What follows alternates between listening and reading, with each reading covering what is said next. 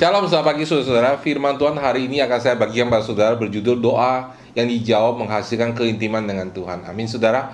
Sebelum kita mulai dengan firman Tuhan, mari kita siapkan hati kita, mari kita berdoa bersama-sama. Bapa di surga, kami mengucap syukur akan hadirat-Mu tengah kami. Kami berdoa Tuhan penyertaan-Mu. Selama kami mendengar firman ini, sama firman yang disampaikan, Roh Kudus Kau bekerja. Biar firman ini menjadi hidup dan diterjemahkan sesuai dengan kebutuhan setiap orang mendengarkannya. Siap-siap orang mendengarkannya mendapatkan berkat. Terima kasih Bapa, kami ucap syukur di dalam nama Tuhan Yesus kami berdoa. Amin. Saudara yang terkasih, saya akan mulai dengan ini saudara ya. Ketika Tuhan menciptakan rasa haus dalam hidup kita, itu berarti Tuhan juga menciptakan air untuk memenuhi rasa haus itu saudara ya. Tidak mungkin Tuhan menciptakan rasa haus kalau Tuhan tidak menciptakan air saudara. Demikian juga ketika Tuhan menciptakan rasa lapar dalam diri kita saudara, Tuhan menciptakan makanan yang bisa mengenyangkan rasa lapar itu. Rasa lapar itu Tuhan ciptakan untuk mendorong kita untuk mencari makanan. Demikian juga saudara, ketika kita disuruh Tuhan berdoa saudara, Tuhan sesungguhnya ingin menjawab doa kita. Jadi saudara, semua doa saudara panjatkan, sebenarnya desain Tuhan untuk hidup kita adalah orang-orang Kristen. Apa bedanya orang Kristen dengan orang yang belum percaya Tuhan saudara? Sebenarnya salah satu perbedaan utamanya adalah doa kita dijawab Tuhan saudara, sehingga orang bisa mengatakan bahwa sungguh Tuhan beserta dengan orang itu. Ada amin saudara ya. Jadi saudara, sebagai orang anak Tuhan saudara, adalah normal dan sangat normal buat kita bahwa hidup sehari-hari doa kita dijawab oleh Tuhan. Nah, karena Tuhan menciptakan doa itu, Tuhan ingin doa kita terjawab saudara. Kenapa? Karena doa yang terjawab menciptakan keintiman, membuat kita ingin berdoa lebih lagi saudara. Ketika kita mengalami satu mujizat, itu menciptakan kehausan untuk kita mengalami mujizat yang lebih besar. Ketika kita mengalami satu kemustahilan menjadi kenyataan, kita berani menghadapi kemustahilan yang berikutnya saudara. Itulah hidup Kristen yang normal saudara ya. Dari iman kepada iman, dari kemuliaan kepada kemuliaan. Demikian juga saudara, doa sebaliknya saudara, doa yang tidak terjawab itu menciptakan rasa dingin saudara ya, membuat kita dingin dengan Tuhan. Saudara, seperti ini saudara, kalau seorang suami istri saudara ya, kalau dia berbicara sama istrinya atau istri berbicara sama suaminya, tentu dia berharap pihak lawan bicara menjawab saudara ya. Ketika pihak lawan bicara tidak menjawab, itu bukan komunikasi ya, dan tidak tahu apa yang terjadi, sehingga saudara menciptakan kedinginan dalam hubungan suami istri itu. Demikian juga saudara, doa yang tidak terjawab sebenarnya menciptakan kedinginan dalam hubungan kita dengan Tuhan. Dengan kata lain saudara, Tuhan sangat ingin menjawab doa-doa kita. Amin saudara ya. Tuhan lebih ingin menjawab doa kita daripada yang kita inginkan. Tapi saudara, kita melihat sekarang saudara ya, orang Kristen ini membiasakan diri hidup tanpa doanya dijawab ya. Mereka mulai pasang tameng-tameng rohani saudara, benteng-benteng rohani keagamaan saudara ya, kebaikan manusia dan jargon-jargon Kristen saudara yang nggak jelas saudara. Contohnya saudara, oh aku percaya Tuhan memang baik, walaupun doa mereka tidak terjawab, mereka bilang aku percaya Tuhan tetap baik, aku tunggu waktunya Tuhan. Nggak jelas kapan waktunya Tuhan saudara ya. Oh mari kita berpikir positif ya, Tuhan dekat sama orang berpikiran positif. Dari mana itu saudara di dalam kitab? Nggak ada saudara ya, nggak ada saudara kitab yang Tuhan dekat sama orang berpikiran positif. Oh kalau orang sabar itu ya, Tuhan dekat sama dia.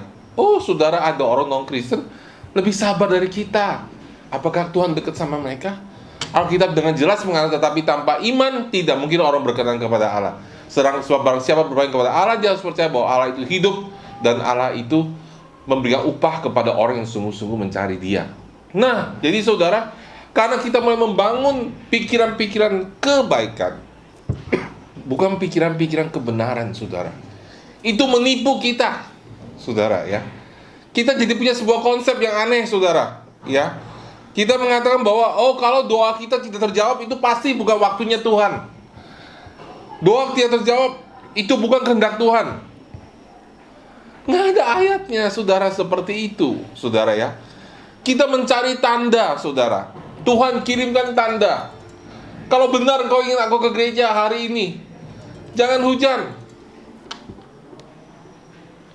Saudara baca nggak di firman Tuhan Bahkan ketika Yesus menyuruh murid-muridnya untuk pergi ke seberang, mereka terhalang di tengah jalan, saudara. Mereka terhalang oleh gelombang laut, saudara. Padahal itu perintah Tuhan. Dan tentu Tuhan menghendaki mereka menyeberang, saudara. Tapi di tengah jalan, saudara, gelombang menghadang, saudara. Dan Yesus tidur di perahu, saudara. Kita baca firman-Nya. Markus 4 ayat 35. Pada waktu itu hari sudah petang. Yesus berkata kepada mereka, itu kepada murid-muridnya, marilah kita bertolak ke seberang. Adalah kehendak Tuhan, saudara. Adalah perintah Tuhan Yesus kepada mereka, adalah firman-Nya yang mengatakan bahwa marilah kita bertolak ke seberang. Mereka meninggalkan orang banyak itu lalu bertolak dan membawa Yesus beserta dengan mereka dalam perahu di mana Yesus telah duduk, dan perahu-perahu lain juga menyertai dia. Dengar baik-baik, saudara. Satu, Tuhan memerintahkan mereka untuk pergi ke seberang. Jadi mereka sedang dalam perahu itu, mereka sedang dalam kehendak Tuhan untuk pergi ke seberang.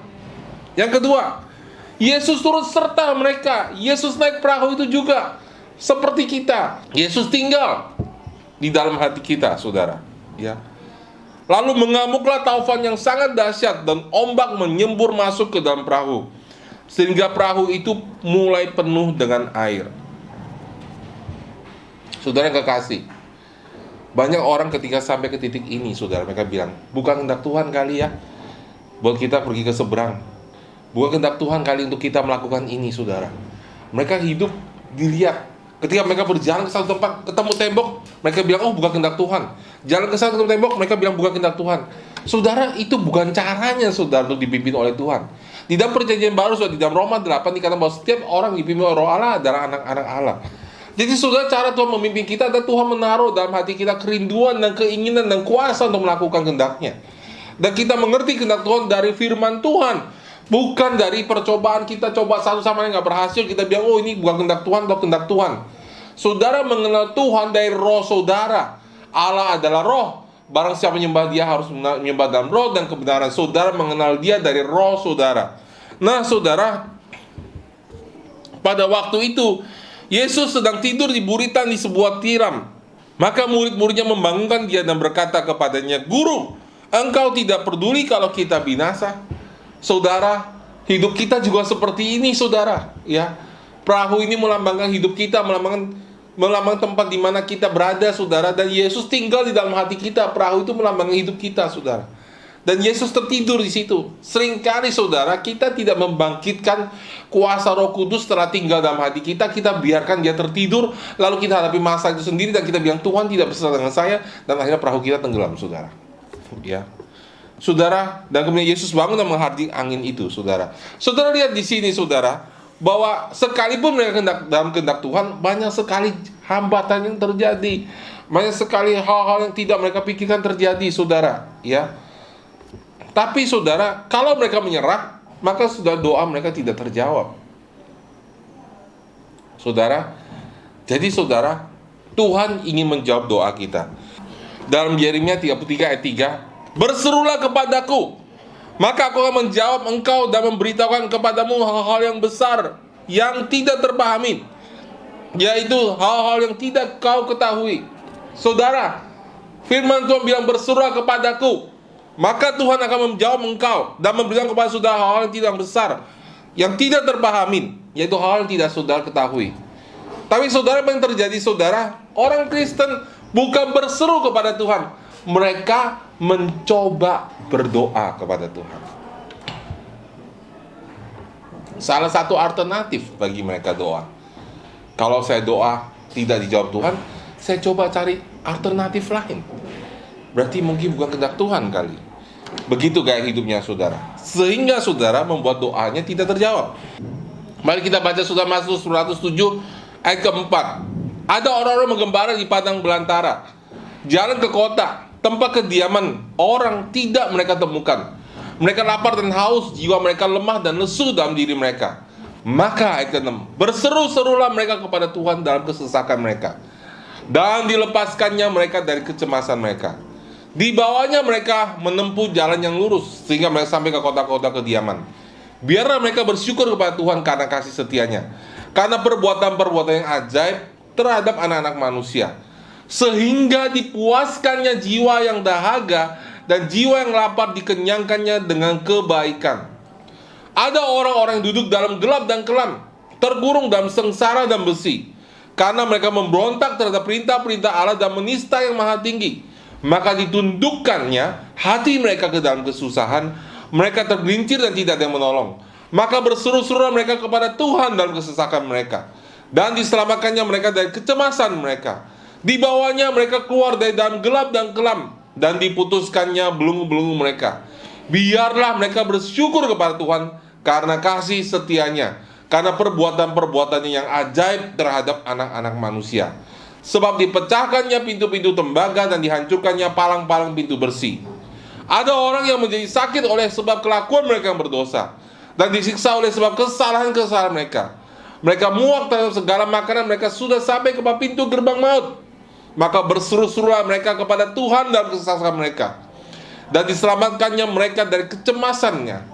Dan disampaikannya firman-Nya dan disembuhkannya mereka, diluputkannya mereka dari liang kubur. Biarlah mereka bersyukur kepada Tuhan karena kasih setianya, karena perbuatan-perbuatan yang ajaib terhadap anak-anak manusia. Biarlah mereka mempersembahkan korban syukur dan menceritakan pekerjaan-pekerjaannya dengan sorak-sorai. Saudara, ya, ada orang-orang yang mengarung laut dengan kapal-kapal, yang melakukan perdagangan di laut yang luas.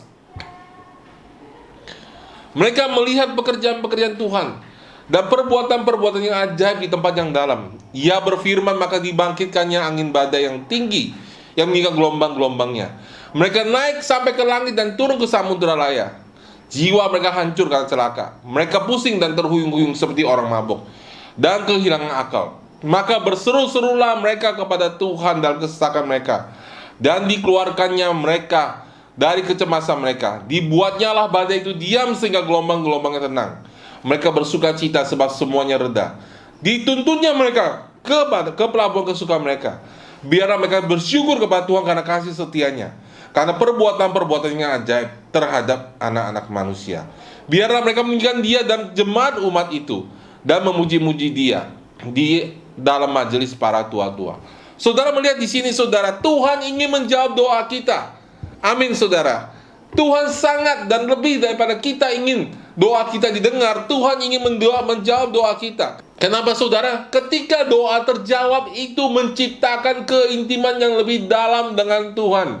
Ada amin, saudara? Ya, orang bilang, Tuhan, aku ingin lebih dekat lagi. Aku lebih ingin intim lagi dengan Engkau. Bagaimana juga saudara lebih intim? Berdoa? Berdoa benar. Tapi berdoa yang bagaimana, saudara? Bukan hanya sekedar berdoa, saudara, tapi berdoa, saudara, harus terjawab. Saudara harus mengalami Tuhan. Di situ saudara mengalami keintiman dengan Tuhan. Di situ saudara baru benar-benar mengenal Tuhan, karena saudara mengecap dan mengalami kebaikannya. Amin, saudara. Jadi saudara bukan berdoa agamawi, ya, seperti orang Farisi, saudara, orang Saduki, berdoa 3 kali 1 hari, saudara, tapi mereka tidak mengharapkan doanya terjawab. Mereka lakukan doa sebagai tradisi, doa sebagai upacara agama, doa sebagai kewajiban, bukan doa sebagai hubungan, saudara. Doa sebagai hubungan adalah doa-doa arah, di mana saudara berbicara kepada Allah dan mendengar Allah berbicara kepada saudara. Bukan doa yang tidak terjawab, lalu saudara bilang, oh, bersyukur sama Tuhan, aku tetap percaya pada Engkau, walaupun langit tidak biru lagi, walaupun hujan terus datang dalam hidupku, kesulitan terus dalam hidupku. Saudara tidak pernah bertanya dan belajar mengenal kehendak Tuhan. Itu adalah doa yang manusiawi, doa yang agamawi. Dan doa seperti itu adalah doa yang salah, saudara. Ada amin, saudara, ya. Karena Tuhan mengatakan bahwa berseru kepadaku dan aku akan menjawab engkau. Tuhan paling tidak memberikan kau hikmat dan pengertian tentang apa yang terjadi dalam hidupmu. Katakanlah kau tidak mengerti 100%, paling tidak 50% kau harus mengerti apa yang terjadi dalam hidupmu. Amin, saudara. Ada orang suka pakai doanya Yesus gini, jadilah kehendakmu, ya, biarlah kehendakmu jadi. Tapi saudara tahu nggak, waktu Yesus berdoa biar kehendakmu jadi, itu hanya 1 kali Yesus berdoa seperti itu, yaitu sudah di Taman Getsemani, ketika dia berseru kepada Bapanya di surga dan bilang, Tuhan, kalau boleh cawan ini berlalu daripadaku, tapi bukan kehendakku yang jadi, tapi kehendakmu. Kenapa, saudara? Karena Tuhan waktu itu sedang tahu kesulitan dan kengerian, maut yang akan dia alami di depan. Dia bilang, Tuhan, Bapa kalau boleh, cawan ini berlalu daripadaku, tapi bukan kehendakku, tapi kehendakmu yang jadi. Saudara, Yesus tahu banget kehendak Tuhan waktu itu. Kehendak Allah Bapa, saudara, adalah Yesus mati di atas kayu salib untuk dosa kita, saudara. Bukan, dia tidak tahu kehendak Tuhan. Dia sedang tawar-tawaran. Tapi saudara, kita suka pakai doa itu, kita kutip karena kita nggak tahu kehendak Tuhan. Kalau kita nggak tahu kehendak Tuhan, bagaimana saudara? Kalau sudah tidak mengenal Tuhan, saudara, sudah berdoa, saudara, dalam Kolose 1 ayat 9, sebab sejak waktu kami mendengarnya, kami tiada berhenti berdoa untuk kamu. Paulus tidak berhenti berdoa, saudara, untuk orang yang bimbing, saudara, untuk orang yang mengenal Tuhan, saudara. Apa doanya, saudara? Dia bukannya berhenti berdoa supaya mereka tambah kaya, saudara. Bukan itu, saudara. Tapi apa yang dia tidak berhenti berdoa? Ini doanya, saudara. Kami meminta supaya kamu menerima segala hikmat dan pengertian yang benar untuk mengetahui kehendak Tuhan dengan sempurna. Kolose 1 ayat 9. Sehingga hidupmu layak di hadapannya, serta berkenan kepadanya dalam segala hal, dan kamu memberi buah dalam segala pekerjaan yang baik, dan bertumbuh dalam pengetahuan yang benar tentang Allah, dan dikuatkan dengan segala kekuatan oleh kuasa kemuliaannya, untuk menanggung segala sesuatu dengan tekun dan sabar. Banyak orang Kristen, saudara, cuma mau menanggung segala sesuatu dengan tekun dan sabar. Nggak ngerti apa yang terjadi. Tuhan, aku nggak ngerti apa yang terjadi. Kenapa semua orang membenci aku? Terus dia bilang, Tuhan, aku bersabar. Tanpa dia sadar bahwa dirinya, Tuhan sedang tegur dan dia harus koreksi hidupnya. Tanpa dia sadar sebenarnya yang bikin orang-orang nggak suka sama dia adalah masalah karakternya, saudara. Dan dia anggap itu penganiayaan dari orang-orang, saudara. Padahal saudara yang benar, saudara, doa yang benar adalah saudara harus berdoa meminta segala hikmat dan pengertian yang benar. Untuk apa, saudara? Mengetahui kehendak Tuhan dengan sempurna. Amin, saudara. Ya.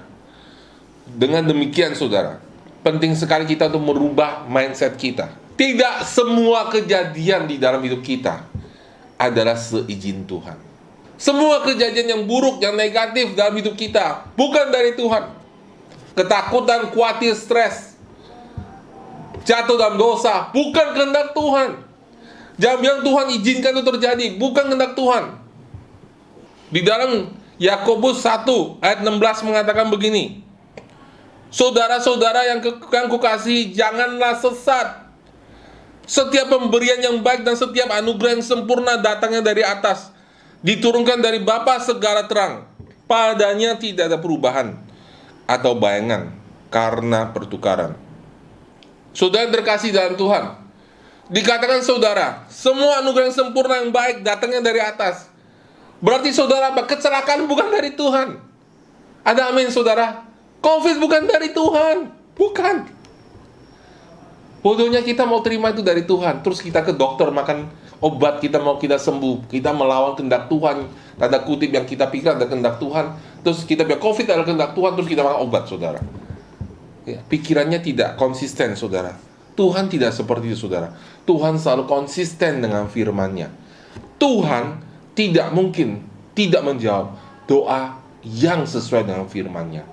Tuhan wajib dan harus dan tidak bisa menahan kuasanya untuk menjawab doa yang sesuai dengan firman-Nya. Amin, saudara. Ya. Jadi pertama, saudara, kita harus tahu bahwa tidak semua kejadian di muka bumi ini adalah dalam kehendak Tuhan. Amin. Ya. Ketika doa tidak terjawab, jangan bilang itu kehendak Tuhan atau bukan waktunya. Cari firman Tuhan. Amin. Cari kebenaran dalam firman Tuhan. Kita lihat, saudara, di dalam Markus 3 ayat ke-9. Ia menyuruh murid-muridnya menyediakan sebuah perahu baginya karena orang banyak itu, supaya mereka jangan sampai menghimpitnya. Sebab ia menyembuhkan banyak orang, sehingga semua penderita penyakit berdesak-desakan kepadanya hendak menjamahnya. Saudara, orang-orang menjamah Yesus itu menjadi sembuh, dan ini adalah firman Tuhan. Maka saudara, di dalam Markus 5 ayat 25 dikatakan, adalah di situ seorang perempuan yang sudah 12 tahun lamanya menderita pendarahan. Ia telah berulang-ulang diobati oleh berbagai tabib sehingga telah dihabiskannya semua yang ada padanya. Namun sama sekali tidak ada faedahnya. Malah sebaliknya keadaannya makin memburuk. Dia sudah mendengar berita-berita tentang Yesus, maka di tengah-tengah orang banyak itu ia mendekati Yesus dari belakang dan menjamah jubahnya, sebab katanya, asal kujamah saja jubahnya, aku akan menjadi sembuh. Seketika itu juga berhentilah pendarahannya dan ia merasakan bahwa badannya sudah sembuh dari penyakitnya. Pada waktu itu, pada ketika itu juga, Yesus mengetahui bahwa ada tenaga yang keluar dari dirinya. Lalu ia berpaling di tengah-tengah orang banyak dan bertanya, siapa yang menjamah jubahku? Perempuan ini, saudara, sudah mendengar dari orang banyak dari cerita sebelumnya bahwa semua orang yang menjamah jubah Yesus menjadi sembuh. Dan dia terus-menerus mendengar berita itu, saudara. Dan akhirnya, saudara, dia menjadi percaya, saudara.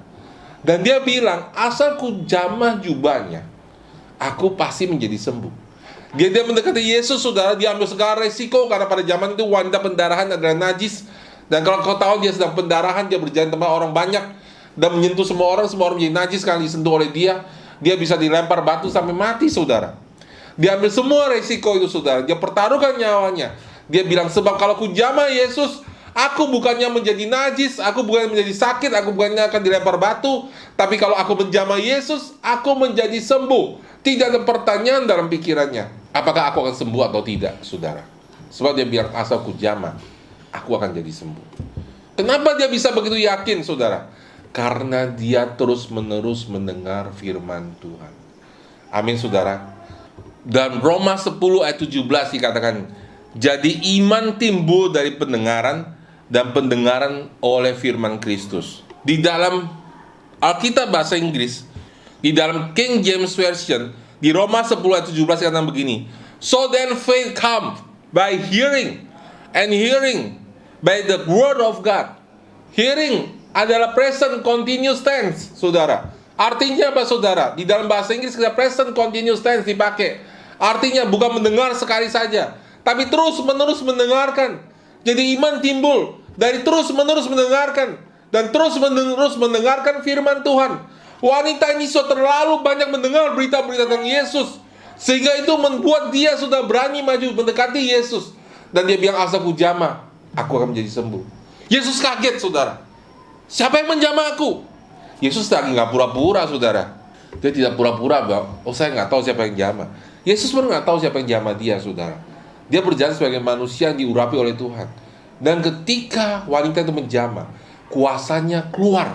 Dan Yesus bilang, loh, siapa yang jamah aku? Aku merasa ada kuasa yang keluar dari tubuhku. Apa yang terjadi, saudara? Allah tidak bisa menahan kuasanya bagi orang yang percaya dan tahu firman-Nya. Amin, saudara. Ketika saudara tahu, dan saudara tahu firman Tuhan, dan saudara mengatakan firman Tuhan siang dan malam, maka hal itu terjadi dalam hidup saudara. Ada amin, saudara. Ya. Jadi bagaimana, saudara, caranya supaya doa kita dijawab oleh Tuhan? Pertama, saudara, kita buang semua mindset kita. Semua mindset kita yang salah. Mazmur 1 ayat pertama, berbahagialah orang yang tidak berjalan menurut nasihat orang fasik, yang tidak berjalan di dalam jalan orang berdosa, dan yang tidak duduk dalam kumpulan pencemooh. Siapa itu, saudara?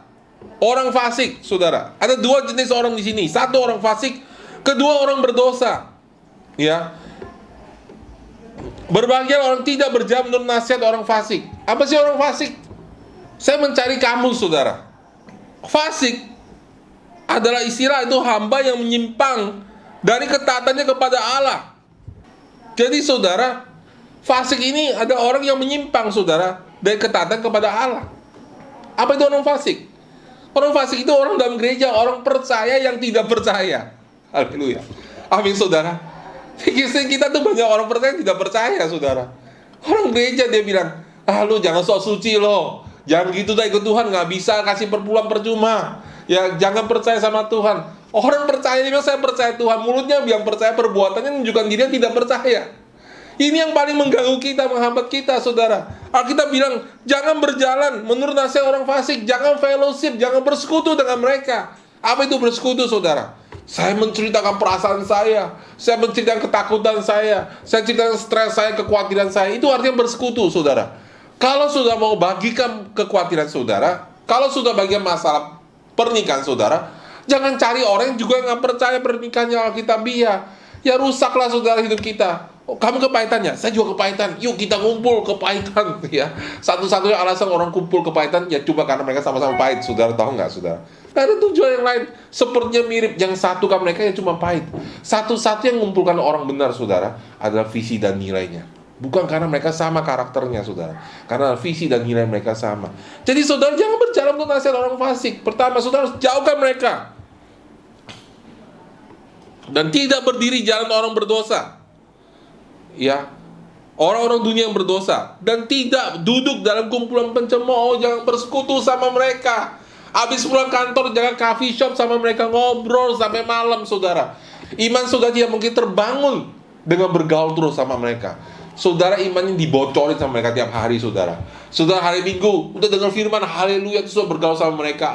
Yang bener lu bro, Tuhan tuh gak kayak gitu. Kamu bener nih percaya Tuhan ada. Tiap hari bocorin imannya, saudara. Ya. Dan saudara diam aja. Ketika orang fasik, orang berdosa, orang tidak percaya, ngumpulin saudara. Ya, jangan sok suci lo, jangan ini. Mereka kasih semua perkataan jorok, perkataan kotor. Dan yang ini, sudah diam aja. Tahu nggak saudara apa yang terjadi? Secara rohani sudah kayak orang dihajar terus, saudara. Dan saudara tidak lawan. Sekalipun kau punya kuasa Roh Kudus, kalau kau tidak lawan, kau diam aja, saudara. Jatuh, saudara. Sudah tahu juara tinju dunia? Kalau diam, sekalipun dia juara tinju dunia, yang dilawan sama anak kecil, kalau dia diam aja, nggak boleh ngebales, saudara. Suatu hari kalau dipukulin terus, pasti jatuh, saudara. Dia nggak boleh balas, dia nggak balas, saudara. Dia diam aja. Pak, saya belum bisa nginjilin mereka, mendingan nggak usah ngumpul sama mereka kalau begitu. Jangan duduk situ jadi babak belur, saudara. Nanti apa kata orang? Ya itu kan kata orang, bukan kata Tuhan. Justru kita nggak mau dengar apa kata orang. Justru kita mau dengar apa kata Tuhan.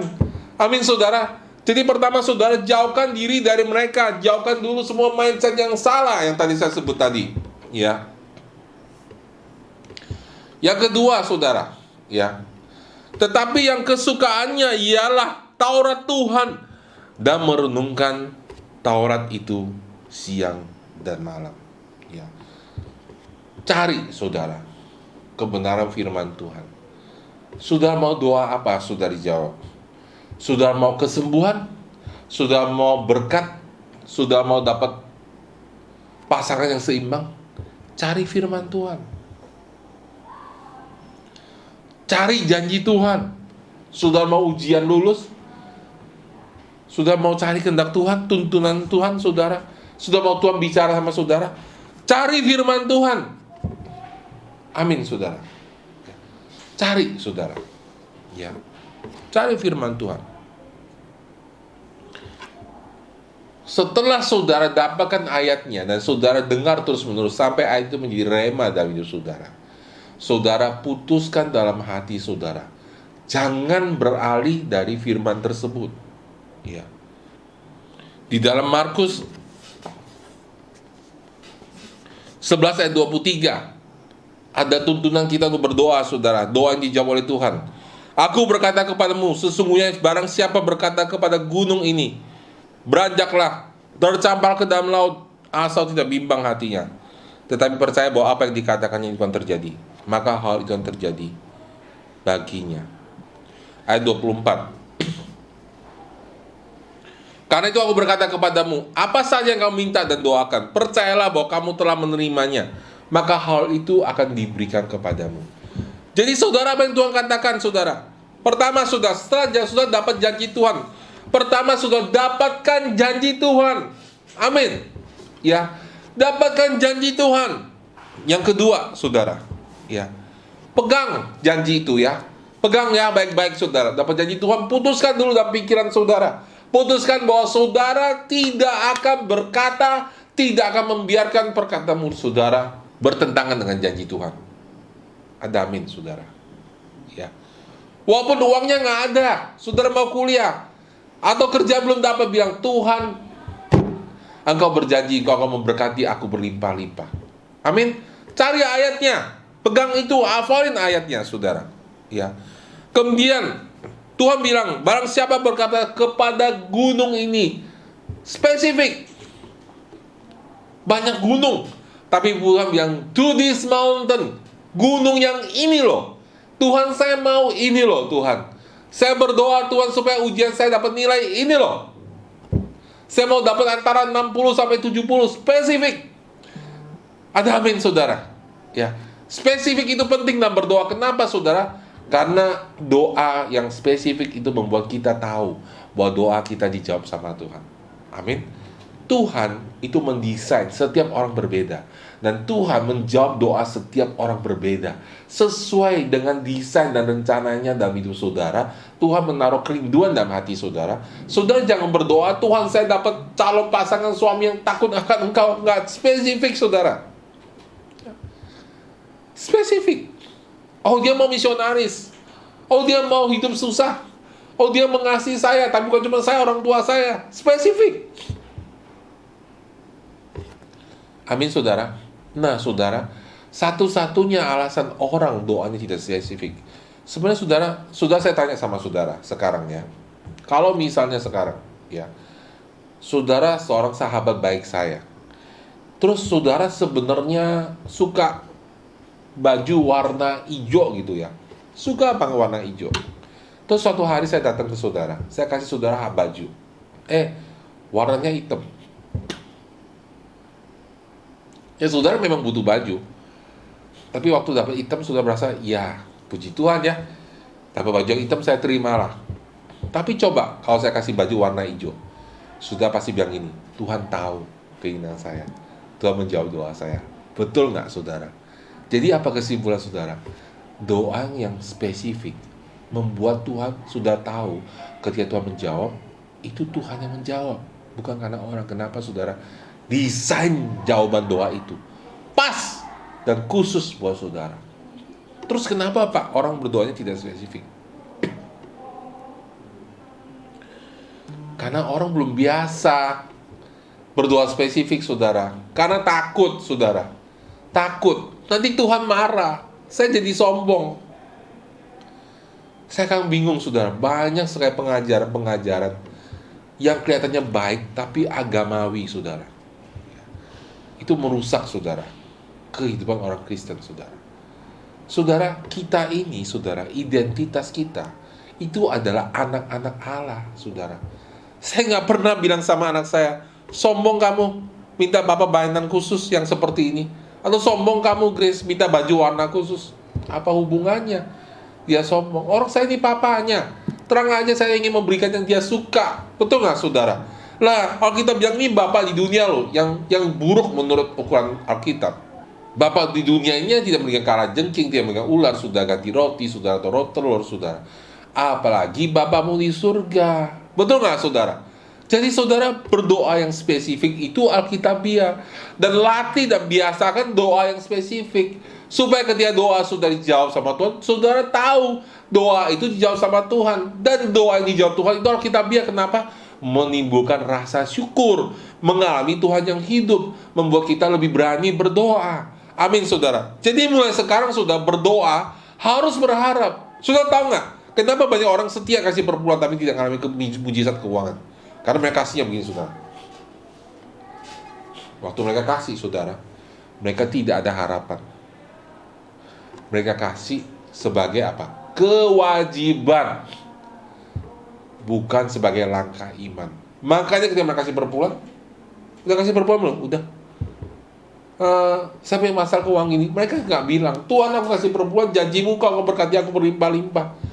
Gak pernah mereka ngomong begitu. Mereka lakukan itu sebagai kewajiban. Makanya, saudara, ketika mereka lakukan itu tanpa iman, gak terjadi terombosan keuangan. Kenapa, saudara? Karena mereka memberi tanpa harapan, saudara. Harapan aja tidak ada, apalagi iman, saudara. Makanya, saudara, ketika kita berdoa, jangan sekedar berdoa, berharap, beriman. Tuhan jawab doa saudara. Konsisten, fokus sama doa saudara. Barang siapa berkata kepada gunung ini,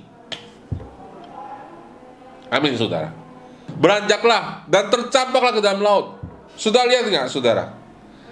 Beranjak dan tercampak. Ada proses, saudara. Doa saudara, gunungnya geserin dulu. Jangan gunung gede langsung cemplung ke laut, saudara. Orang sudah geser gunung aja belum pernah. Artinya apa, saudara? Belajar mengalami doa yang dijawab oleh Allah. Dan mengucap syukur atas doa yang dijawab oleh Tuhan. Jangan lupakan itu, saudara. Ya. Suruh gunung itu beranjak. Gerak dulu. Ya. Tuhan, ya, uang saya ini untuk pelayanan nggak cukup, Tuhan. Saya berdoa, Tuhan, bertumbuhkan keuangan saya percaya, Tuhan. Walaupun bulan ini, saudara, saya ngalami kenaikan gaji, saya percaya Tuhan akan dari manapun Tuhan akan tambahkan 10%. Lalu naikkan 20% sesuai dengan iman saudara. Harus ngalami dulu, saudara, terobosan. Ada amin, saudara. Tuhan, saya berdoa, Tuhan, ada orang disembuhkan. Jangan langsung orang mati dibangkitkan, saudara. Mulai dulu saya berdoa, Tuhan, orang sakit sinus disembuhkan. Orang sakit panas disembuhkan. Lama-lama saudara punya iman untuk mendoakan orang buta, orang tuli. Iman itu harus bertumbuh. Amin. Asal tidak bimbang hatinya, bukan pikirannya. Dari mana hati kita tidak bimbang, saudara? Ketika saudara baca firman Tuhan, saudara tahu itu janji Tuhan. Sudah mengerti ayat itu. Oleh bilur-bilurnya aku telah sembuh. Saudara, hati saudara sudah tidak bimbang. Amin, saudara. Tapi pikiran bisa bimbang. Alkitab nggak bicara apapun tentang pikiran kita. Yang dia bicara tentang hati kita. Jadi kalau saudara pikiran saudara stres, datang lagi ya. Tadi malam berdoa udah, puji Tuhan, haleluya, rasa damai sejahtera, terus besok stresnya datang lagi gitu. Biasa aja, saudara. Itu tidak berarti saudara bimbang, saudara, ya. Tetapi percaya bahwa apa yang dikatakannya itu akan terjadi.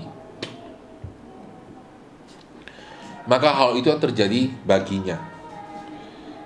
Nah, saudara perhatikan, saudara, ya. Percaya bahwa apa yang dikatakannya itu penting sekali. Dari mana orang ini bisa tahu, saudara, bahwa apa yang didoakannya itu sudah terjadi? Bisa nggak, saudara? Saudara sudah tahu bahwa doa sudah dijawab sama Tuhan sebelum sudah melihat kenyataan yang terjadi. Bisa, saudara. Bahkan kita memang diciptakan hidup penuh dengan mujizat. Jadi sebagai orang Kristen sangat alkitabiah ketika kita berdoa dan kita tahu doa kita sudah dijawab oleh Tuhan, sekalipun kita belum melihat hal itu terjadi, saudara. Dari mana keyakinan itu bisa tumbuh, saudara? Karena dari hubungan yang intim dengan Tuhan, hubungan intim dengan firman-Nya, hubungan intim dengan Roh Kudus, saudara, membuat saudara tahu bahwa saya sudah mengalami damai sejahtera. Saudara, saya sudah kesaksian Pastor Chow Eng, saudara. Ya, Pastor Chow Eng bilang begini, kalau saya doain orang sakit, ini bahasanya beliau, saudara. Saya mendoakan orang sakit sampai saya puas. Puas baru saya biarin, saya tinggalin. Artinya apa, saudara? Dia sampai merasa di dalamnya sudah dijawab. Itu, saudara. Doa yang benar begitu. Lah kita berdoa asal-asalan, Tuhan tolong gitu ya. Belum mengalami pergumulan apa-apa dalam doa kita, udah tinggalin, saudara, ya. Tinggalin pergi nonton TV, ya, nonton drama Korea, saudara, ya. Buyar, saudara, imannya, saudara. Nggak sungguh-sungguh berseru sama Tuhan. Terus stres gitu ya. Cari jalan keluar, pergi jalan-jalan sama temen, ya, cari lepas stres, ya kan. Ya, cari-cari ke gereja, persekutuan lepas stres, saudara, ya. Bahkan karena orang pakai gereja sebagai tameng, saudara, ya, untuk lepasin stres. Ya, pelayanan untuk lepasin stres. Semua itu tidak alkitabiah. Yang benar, saudara, adalah saudara bawa kekhawatiran dan kesulitan saudara di hadapan Tuhan dan berdoa kepada Dia dan membuyarkan itu, keluarin di depan Tuhan, saudara. Maka saudara baru akan sembuh. Amin, saudara. Jadi yang benar, saudara, kita harus ketemu sama Tuhan. Nah, ketika saudara terus-menerus berdoa seperti itu, saudara akan bertumbuh keyakinannya. Karena saudara apa? Saudara baca Alkitab, firman Tuhan mulai bertumbuh dalam diri saudara. Saudara berhubungan dengan Roh Kudus, kuasa Roh Kudus bertumbuh dalam diri saudara. Saudara tahu-tahu berdoa, saudara yakin, saya tahu nih, tadi malam saya berdoa untuk satu masalah nih. Ketika saya berdoa, puas hati saya tahu Tuhan sudah merubah, Tuhan sudah menjawab doa saya. Besok pagi saudara bangun, mungkin rasa itu tidak ada lagi. Mungkin tiba-tiba rasa khawatir nyerang lagi, saudara. Itu biasa, saudara. Tapi apa yang Yesus katakan? Jangan rubah perkataan mulutmu. Amin. Karena mati dan hidup ada dalam lidah kita, Amsal mengatakan. Ya. Di dalam Amsal 18 ayat 21 dikatakan, hidup dan mati dikuasai lidah. Siapa suka menggemakannya akan memakan buahnya. Sudah dengar nggak saudara?